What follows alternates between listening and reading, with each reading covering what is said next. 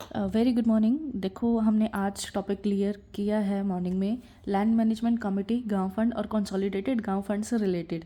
So land management committee के बारे में सबसे पहले बता रही हूँ। लैंड मैनेजमेंट कमेटी को भूमि प्रबंधक भी बोलते हैं और ये यूपी रेवेन्यू कोड के अंडर ही आता है। और पंचायत एक्ट भी, पंचायत एक्ट 1947 है, याद रखना इंडिपेंडेंस के अकॉर्डिंग। तो पंचायत एक्ट तब से है, ठीक है। तो प्रॉपर कमेटी भूमि प्रबंधक समिति बोलते हैं under revenue code of UP 2006। अब ये लोग क्या करते हैं? Proper land management committee, management है तो ऑब्वियसली मैनेज ही करते हैं। सो यहाँ पे ये हैंडलिंग अलॉटमेंट्स, कोई भी अलॉटमेंट होती है लैंड से रिलेटेड किसी भी पर्सन को, तो ये वो हैंडल करते हैं। रेवेन्यू कलेक्ट करते हैं गांव से, और डिस्प्यूट रिजॉल्व करते हैं, कोई भी इशू वगैरह रहता है वहाँ पे। तो डेवलप लोकल इंफ्रास्ट्रक्चर को डेवलप करने में भी हेल्प करते हैं, जैसे कि एग्रीकल्चर में कोई, या फिर फॉरेस्ट हाउस से रिलेटेड जो भी ग्राम प्रधान बोले लेखपाल के थ्रू करते हैं। लेखपाल देखो यहाँ पे एज अ सेक्रेटरी रहता है, क्योंकि वो यहाँ पे इनके लिए सीनियर हुआ, क्योंकि ये रेवेन्यू ऑफिसर है ना।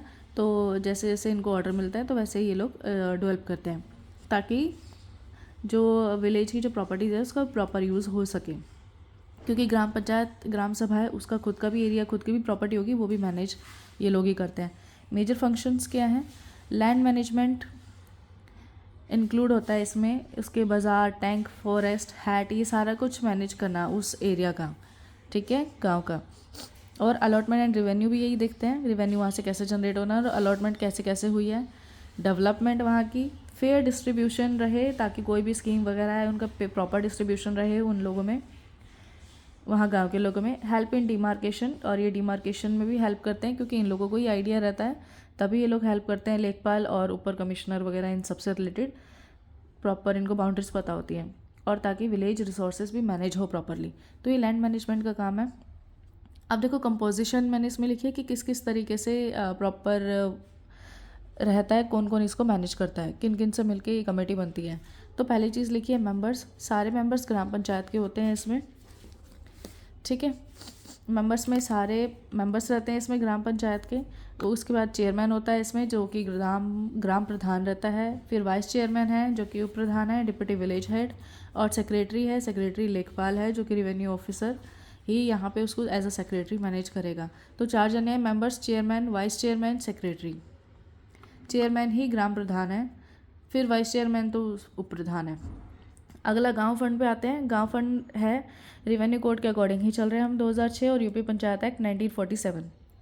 तो गांव फंड एक गांव का फंड है, जो कि गांव की प्रॉपर्टी वगैरह, नॉर्मल इश्यूज हो या फिर डेली एक्सपेंसेस हो गए, डे टू डे एक्सपेंसेस, उसको मैनेज करने के लिए होता है।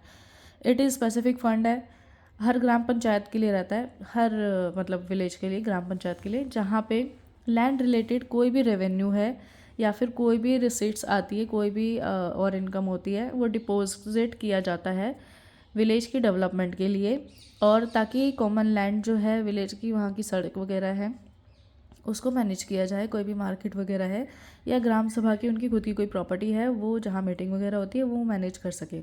And carrying out duties of panchayat, और ताकि वो पंचायत की अपनी ड्यूटीज़ कर सके वहाँ पे बैठ के, विद स्पेसिफिक प्रोविज़न, कुछ प्रोविज़न लगा के। जैसे कि देखो, स्पेसिफिक प्रोविज़न पंचायत की ड्यूटी करने में एक और चीज़ हेल्प करती है, for a separate consolidated fund बना के, क्योंकि गांव इससे चलता है, गांव फंड से चलता है, और कंसोलिडेटेड गांव फंड से चलता है। तो कंसोलिडेटेड गांव फंड का भी प्रोविज़न बना के कुछ कंपनसेशन के लिए, कुछ कंपनसेशन जो है वो गांव कंसोलिडेटेड गांव फंड से मिलता है, जैसे कि डैमेज वगैरह हो गया, ठीक है, तो उनको कंपनसेट करने के लिए। It is crucial for the government. अब देखो, ये यहाँ पे गवर्नमेंट के लिए और पूरे विलेज के लिए बहुत ज़रूरी है लैंड मैनेजमेंट के लिए, ताकि वो इन बातों का ध्यान रखे, ताकि जो गांव का फंड है वो गांव में ही रहे और उसका ही प्रॉपर यूज़ हो, ठीक है।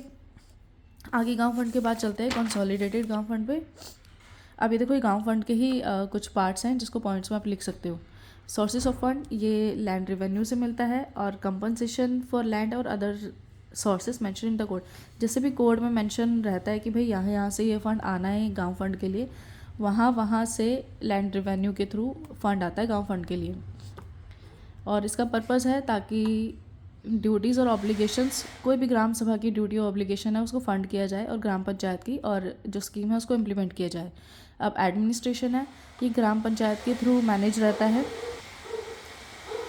ग्राम पंचायत इसको मैनेज करती है जैसे भी गवर्नमेंट के थ्रू प्रिस्क्राइब रहता है। अब है कंसोलिडेटेड गांव फंड, एक सेपरेट पोर्शन है जो कि स्पेसिफिक रिकवरी करता है, जैसे कि डैमेजेस जो कि सेक्शन 67 में यूपी रिवेन्यू कोड में मेंशन होंगे उसके अकॉर्डिंग। अब लीगल बेसिस देखो क्या है, गांव फंड सेक्शन 110 में दिखाया हुआ है इसके यूपी रिवेन्यू एक्ट के अकॉर्डिंग। अब है कंसोलिडेटेड गांव फंड, ये ग्राम पंचायत, देखो हम कंसोलिडेटेड गांव फंड के बारे में ऑलरेडी हम लोग पढ़ चुके हैं कि ये स्पेसिफिक रिकवरीज करता है, ये एक सेपरेट पोर्शन है, ठीक है।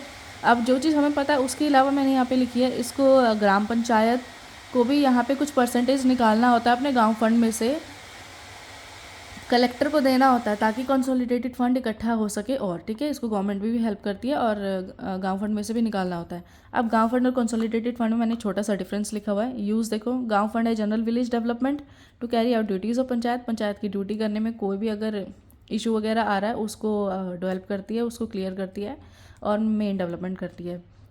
और कंसोलिडेटेड गाँव फंड करता है, ये स्पेसिफिक सम है जो कि डैमेज और कंपनसेशन के लिए मिलता है, ठीक है। अब सोर्सेज क्या है, इसमें सारा सोर्सेज ग्राम सभा से आता है और पंचायत से आता है कोड के अकॉर्डिंग, जैसे भी रूल में मेंशन है। और ये वाला सेक्शन 67 के अकॉर्डिंग ही मिलता है कलेक्टर के थ्रू डैमेजेस और कंपनसेशन के लिए। मेन डिफरेंस ये है, general fund day to day village activities के लिए है और कंसोलिडेटेड गांव फंड है designated fund for specific income generated होती है लैंड रिलेटेड कंपनसेशन और डैमेजेस से रिलेटेड, तो ये डेजिग्नेटेड फंड है, स्पेशली इसके लिए ही होता है। अब देखो लास्ट पॉइंट मैंने ये लिखा है, ये कंसोलिडेटेड गांव फंड से रिलेटेड है। State government specify, state government ही मैनेज करेगी और वही बताएगी कि कैसे इसको मैनेज करना है और यूज़ करना है कंसोलिडेटेड गांव फंड को। यहाँ ये टॉपिक हमारा कंप्लीट हो जाता है, गांव फंड, कंसोलिडेटेड गांव fund and land management committee. बाकी all the best to all for your exam, bye.